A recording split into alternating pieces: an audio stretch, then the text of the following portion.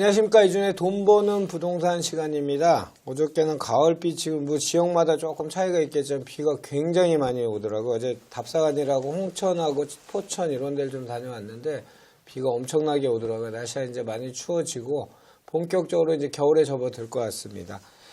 자, 시작하기 전에 요 얘기 먼저 하고 갈게요. 지난 18일 날 그 중구 프레스센터에서 그 주택산업연구원하고 유관기관 몇 군데가 주최한 주택시장 발전 방안 모색을 위한 세미나가 열렸었습니다. 정부 국토부의 그 김영국 국토부 주택정책과장을 모시고서 이제 주택산업연구원, 건설산업연구원, 그 다음에 대학 교수님 몇 분 뭐 이래서 했는데 드리고 싶은 말씀은 오늘 주제랑도 좀 상관이 있습니다. 정부에서는 현재 상황이 전혀 위기라고 보고 있지 않고요. 그 김용국 주택과장 그 질의 답 내용을 요약하면 현재 공급 부족이 전혀 아니다, 서울에. 그다음에 양도세, 중과세를 풀면 투기시장이 재현될 우려가 있어 힘들다. 그다음에 재개발, 재건축도 현재 지정된 곳이 너무 많기 때문에 조절할 필요가 있다. 맨 마지막에 사회자가 한 얘기가 지나친 고집 아니냐, 갑갑하다. 이제 이런 얘기로 끝난 내용입니다. 이게 정부의 지금 주택시장, 부동산 시장을 바라보는 저희가 봤을 때는 경직된, 조금은 저희가 판단했을 땐 왜곡된, 확증 편향적, 뭐 이런 시각을 갖고 있는 것 같아서 더 답답한 것 같습니다. 자, 오늘도 흥미로운 주제를 갖고 시청자 여러분들께 좋은 정보 드리도록 하겠습니다. 오늘은 부동산 위기 대응 방안이라는 주제를 가지고 이야기 나눠보도록 하겠습니다.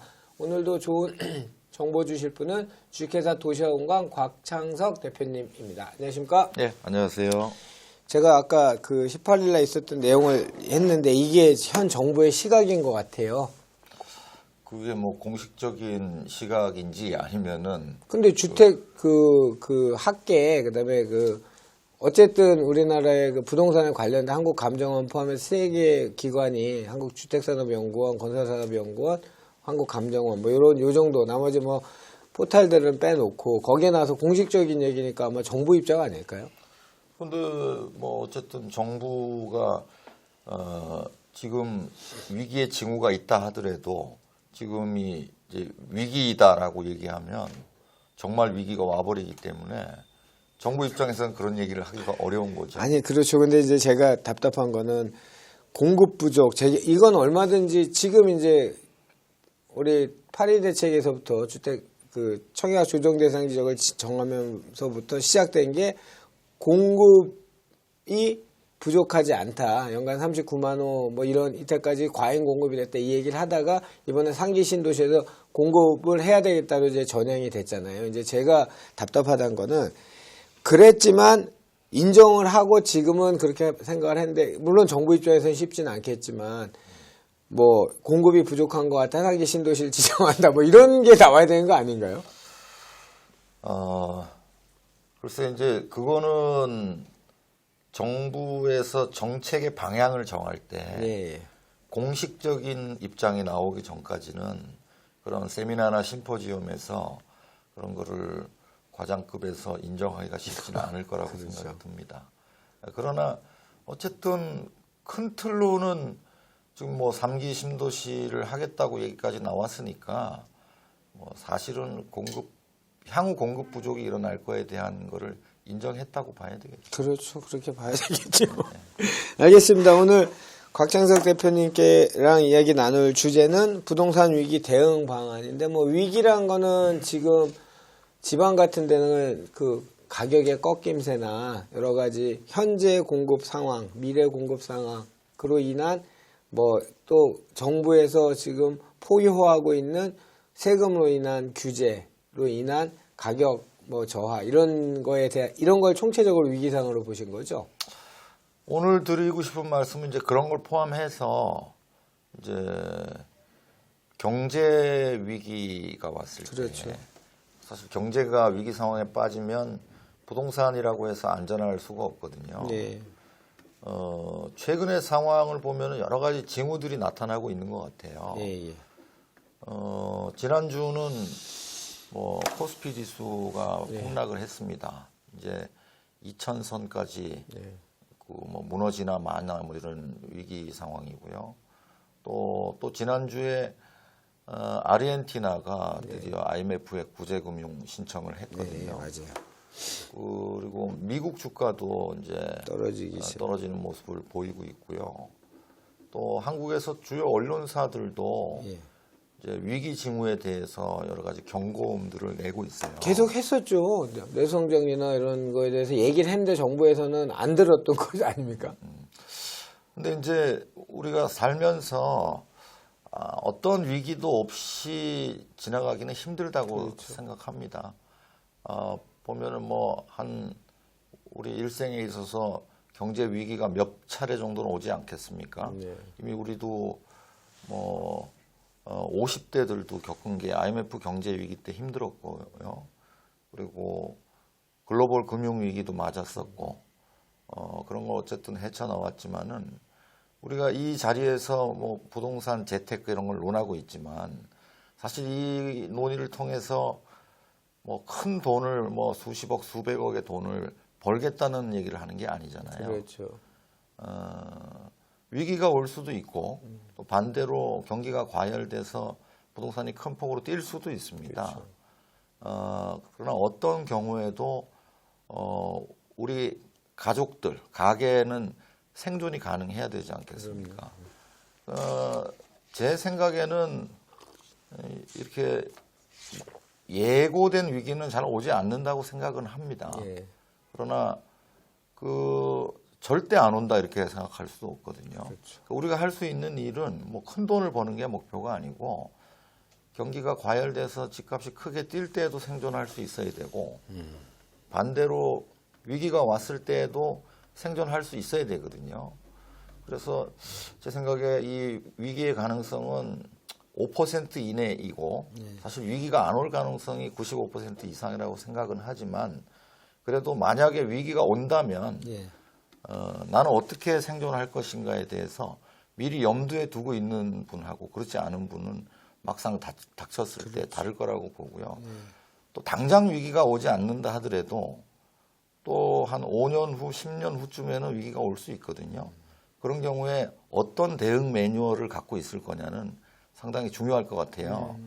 예를 들면 제가 이제 영화를 좋아하니까 그 영화 중에서 권투 영화가 하나 있어요. 신데렐라 맨이라고 있는데 이제 이게 미국 대공황 시절에 당시 그 유명한 복서에 대한 일대기를 그린 영화입니다. 주인공이 누구예요? 주인공 이름이 제가 갑자기 기억이 안 나는데 예, 예. 유명한 배우예요. 미키 루크 나왔던 거 아닌가요? 미키 루크는 아니고 갑자기 물어보니까 알겠습니다. 생각나면 얘기해 주세요. 예. 하여튼 유명 예, 배우예요. 예. 그런데 뭐 그 영화 얘기를 하려는 게 아니고 예. 그 영화 내용 중에 보면은 정말 이 유명 복서조차도 나중에 경제가 대공황에 빠지니까 겨울에 난방을 할 수 없어가지고 예. 결국 자기 집에 있는 담장을 뜯어서 예. 불을 떼는 장면이 나와요. 그렇게 경제 위기라는 거는 예고 없이 올 수 있고요. 그런 위기가 오면은 준비해 놓지 않은 사람들은 상당히 오랜 기간 또는 뭐 일생일대 나락으로 떨어질 수도 있거든요. 그래서 우리가 부동산이 워낙 큰 자산들이니까 이런 거 어떻게 잘 배분할 건가 좀 이런 생각을 해두자는 거죠. 좋습니다. 그러면 대응 방안 알아보도록 하겠습니다. 글쎄, 우선 위기가 오면 대부분 그 금리가 오르는 경우들이 많습니다. 예.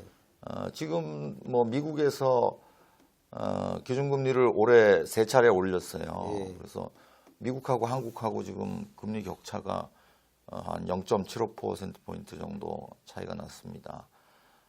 또 앞으로도 미국에서는 계속 금리를 올리겠다고 예고를 하고 있거든요. 이렇게 뭐 0. 몇 % 이런 정도 가지고는 크게 뭐 문제가 안 생기겠지만은 위기가 오면은 우리 IMF 때 겪어봤지만은 갑자기 막 그 대출 이자가 연 20% 30%로 막 폭주하게 되거든요. 이런 경우에 부동산에 보면은 그때 나타났던 현상들이 도심보다는 외곽이 더 큰 타격을 받게 되고요. 또 주거용 부동산에서도 가장 크게 타격을 받는 부분이 어떻게 보면은 전셋값이에요. 전셋값이 폭락하는 경우가 생겼거든요. 그때 서울의 주택 전세 가격이 한 30% 정도 빠졌었습니다. 이렇게 금리가 크게 상승하게 되고 또 그때가 되면은 부동산을 아무리 처분하고 싶어도 처분할 수가 없게 됩니다. 예. 또 대체로 보면 갑자기 닥쳐오기 때문에 그걸 뭐 그 순식간에 손쓸 도리가 없게 되거든요. 그래서 그런 경우를 또 미리 대비를 해야 되고 우리가 또 지나놓고 보니까 그런 IMF 외환 위기라든가 글로벌 금융 위기가 강하게 시장을 짓눌렀던 시간은 1년에서 1년 반 정도였어요. 예. IMF 때도 보면은 97년 말에 터져서 98년은 굉장히 힘들었지만은 99년만 돼도 다시 부양책이 나오기 시작했죠. 부양책이 나오면서 전세가 뛰고 회복됐던 경험이 네. 있고요. 또 글로벌 금융위기도 그때는 굉장히 힘들었지만 한 1년 남짓 지난 다음에는 2009년도에는 다시 좀 회복됐던 경험들이 있습니다. 그러니까 이렇게 위기라는 거는 늘 이렇게 회복이라는 기회와 함께 오더라는 거죠. 그래서 그런 위기가 왔을 때 첫 번째로는 내가 만약에 주택을 많이 갖고 있다면은 그런 주택을 갖고 있는 것들이 전세를 돌려줘야 되는 시점이 왔을 때 그걸 못 돌려주면 경매로 넘어가게 돼요. 나왔죠. 그래서 현금 확보가 일단 좀 필요하다는 거예요. 최악의 경우에. 그런 면에서는 지금 뭐 현금을 들고 있으면 좋지만은 현금이 없다면 만약에 사태를 대비해서 내가 가지고 있는 주택 중에서 현재 비과세를 받을 수 있는 주택이 있다면은 네. 비과세를 한번 받아서 털어내는 것도 털어내서 현금을 좀 확보하고 있는 것도 좋은 생각이라는 겁니다. 물론 위기가 곧 온다는 얘기는 아니에요. 예. 그런 때를 대비할 수 있어서 제가 볼 때 확률은 그렇다니 높은 확률은 아닙니다. 또 현금을 확보한다는 게 무슨 의미냐면은 그렇게 위기가 왔을 때에 반드시 기회가 같이 오잖아요. 그러면 그때는 사실 뭐 우리 속된 말로 주울 수 있는 부동산이 많이 생길 수도 있는데 그때 안타깝게도 돈이 없어요. 수중에는. 예. 그래서 그런 면에서 준비를 해두는 게 좋을 것 같고 또 한편으로는 우리가 위기 때 보면은 전세는 많이 떨어지는데 금리가 오르기 때문에 의외로 또 월세는 크게 안 떨어지는 경우들이 있어요. 그래서 이게 전월세의 밸런스를 좀 만들어 놓는 것도 좋지 않을까 하는 생각도 들고요. 또 한편으로는 그렇게 기회가 왔을 때 기회가 어디에 많이 오냐면은 일반 매매 시장에 급매도 나오지만 그때는 막 경매로 경매가 쏟아져 많이 나옵니다. 나오죠. 예. 그런데 그때 설령 돈이 있다 하더라도 경매 시장에 대한 이해가 없으면은 그렇죠. 그게 뭐 단시간에 뭐 몇 개월 공부해가지고 접근할 수 있는 게 아니거든요. 예. 그래서 당장 위기가 오지 않더라도 지금처럼 이 주택 경기, 부동산 경기가 좋아지고 있는 상황일 때 미리 위기를 대비해서 경매에 대한 이해를 좀 높여놓을 필요가 있다는 거예요. 그래서 그래도 몇 년 정도는 관심을 가지고 법정도 찾아다니고 임장도 하면서 경매는 이렇게 하는 거구나 정도까지는 알고 있어야 그때 가서 대응을 할 수 있다는 거. 경매로 싸게 살 기회가 금리가 온다는 올라가면 거예요. 일단 직격탄은 가계부채에 관련된 것들 그로 인한 부동산들 이제 경매 시장이 주로 이제 바로메타가 되잖아요. 경매 시장이. 그렇죠. 뭐 가계뿐만이 아니고 사실 IMF 같은 경우 보면은 기업들이 더 기업들은, 힘들었어요. 그래서 최근 한 10여 년간 보면 기업들이 그렇게 현금을 확보하려고 발버둥을 치는 걸 보면 위기에 대한 의식을 IMF 때 기억 이런 것들 때문에 일종의 트라우마처럼. 트라우마가 있는 거예요. 우리가 이제 100대 기업들도 봐도 그렇게 30년 이상 생존하는 기업들이 100대 기업 안에서 그렇게 많지 않거든요. 그래서 생존의 발버둥이라고 봐야 될 겁니다. 그리고 그렇게 이제 경매 공부도 좀 해놓을 필요가 있는 것 같아요. 좋습니다. 그러면 어쨌든 대비하는 방법은 일단 첫 번째 위기 시 보통 금리가 올라가게 되면 가계부채를 포함해서 부동산 시장에 직격탄이 올 거고 특히나 미국의 금리 인상으로 인해서 개도국이나 뭐 개발도상국이라는 것들은 후폭풍이 이제 셀 거고 지금 말씀하신 것처럼 아르헨티나, 파키스탄 뭐 우리랑 비교할 수는 없지만 다 IMF 구제금융을 신청했고 그렇게 되면 증상은 부동산 값에선 전세값이 폭락하고 도심보다는 지방의 직격탄을 그때 뭐 우리 교과서 학개론 같은 데 보면 하방 경직성이 강한 부동산을 소형 부동산을 뭐 취득해야 된다 이런 거 공인중개사 배울 때 배웠었거든요. 아, 그런 얘기들이 또 나오죠. 이제 위기 때 아무래도 불황기에는 규모를 줄이게 돼 있는데 그렇죠. 그러나 이제 이 유튜브 방송을 보시는 분들이 오해를 안 하셨으면 좋겠는 네. 게 이렇게 이런 방송을 하고 나면 언제 곧 위기가 오나 보다 그렇죠, 이렇게 그렇죠. 생각하죠. 그건 절대 아닙니다. 그게 아니고 그건 확률이 대단히 낮은 네. 거긴 하지만 우리가 만약에 위기가 온다면 네. 대응할 방안도 갖고 있어야 된다는 취지에서 말씀드리는 거예요. 곽 대표님 그거 아세요? 그거 아시죠? 지금 어제 그제 요 며칠 온통 부동산 그 실검 순위에 올른 게 그 토지 보상금 얘기거든요. 제가 오늘 그 유튜브 이제 제 땅땅땅을 찍으려고 자료를 좀 조사하다 보니까 완전 100% 대접이에요. 2006년, 7년 15조가 풀린데 지금은 25조가 풀린대요. 그리고 엄청난 2기 신도시가 그때 당시에 지정됐는데 지금 3기 신도시 지정된다 하고 그로 인한 파생 효과가 그때 당시 한 220조 정도 됐었는데 더 큰 숫자가 나올 것 같아요. 네. 그 계속 돌고 도는 겁니다. 똑같아요. 10년 만에 똑같아요, 완전히. 그때보다 지금이 오히려 더 강한 규제를 하고 있고 예. 그래서 아마 더 강한 후폭풍이 올 수도 있습니다. 그러니까 우리 많이 얘기했는데. 예, 예. 그래서 우리 곽 대표님이 오늘 시청자 여러분께 또 팁을 하나 드린 게 이제 이렇게 만약에 절대 위기가 온다는 거 아니고 그런 시기가 오면 반드시 그 현금 확보가 되게 중요하다. 왜냐하면 그 시장이 제일 먼저 활성화되는 시장이 이제 경매 시장이 제일 활성화되죠. 개인이건 기업 부동산이건 또는 관련된 것들이 나오게 되죠. 그러면 본인이 잘못하면 경매 들어가서 그 시세보다 비싼 낙찰가를 받는 건 실익이 없어요. 그러니까 우리 곽 대표님 얘기해 경매는 사실 공부를 좀 하셔야죠. 그리고 또 실제 법원에 그 몇 번 가 보셔야 되고 본인이 참여를 해 보셔야 되죠. 이해도를 높여 놓을 필요가 있다. 이렇게 얘기해 주셨고요. 위기 방안에 대해서 뭐 딴 거 또 더 얘기해 주실 거 있으세요? 글쎄 뭐 그러니까 맨날 얘기하셨던 똘똘한 책이 이제 계속 이제 적용되는 거예요. 근데 이제 이런 거죠. 작년에 제가 상담을 많이 받았던 네. 게 이제 강남에 집이 뭐 한 채, 두 채 있는데 그렇죠. 강남 아파트가 계속 뛰니까 뭐 본인의 집을 전세 놓으면 그 돈 가지고 또 한 채 살 수 있는 네. 상황이었거든요. 그래서 제가 많이 말렸어요. 왜냐하면 그분이 그 주택 이외에 재산이 많다면은 뭐 그렇게 할 수도 있는데 그렇죠.